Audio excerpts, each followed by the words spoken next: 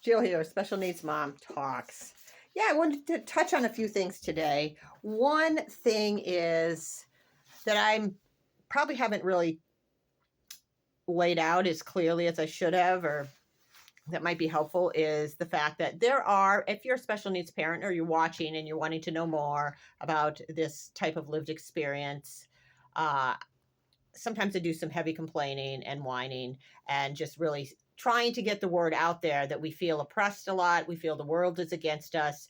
It ends up kind of turning on us to where we take a lot of the hits when really we don't need to and we don't deserve them. And it kind of is an oppressive situation for a lot of parents and families. And it's hard to communicate these really difficult, energetic, nuanced situations and topics. So a lot of times we don't talk out about it. And, I don't need to tell them that, just that crazy thought in my head or whatever, that fear, whatever. You do, but it's hard. And I didn't a lot, and you can't always, who does? So I'm just here to empower you and tell you that that's okay. Just keep going and keep trying to speak your truth in as many ways as possible. Communicate in writing if you can't talk to your spouse, your partner, your sister, your brother, whatever. Write it down. That's how I ended up getting a lot of stuff out to people that were working with me, or relationships, is writing things, because in the moment a lot of times I couldn't articulate what I was experiencing. And it's just so important for us to not give up on ourselves, not fold in on ourselves, not to get into the circling the drain of despair, because we're awesome. We came here with a purpose. And I know maybe you don't believe that, and that's fine. But I really do believe it.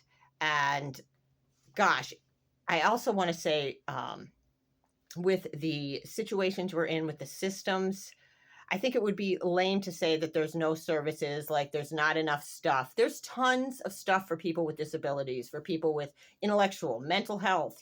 There are gazillions of programs.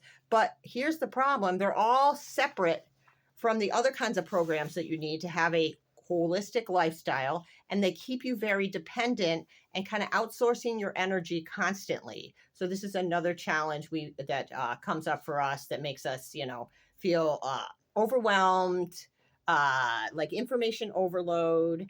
And yeah, going from, filling up your day with all these things that you should do, and then feeling kind of this guilt trap if you're not doing these things, which are almost impossible to keep up with. It's impossible to keep up with all of the appointments and the different specialists that you end up involved with when you have a child with special needs.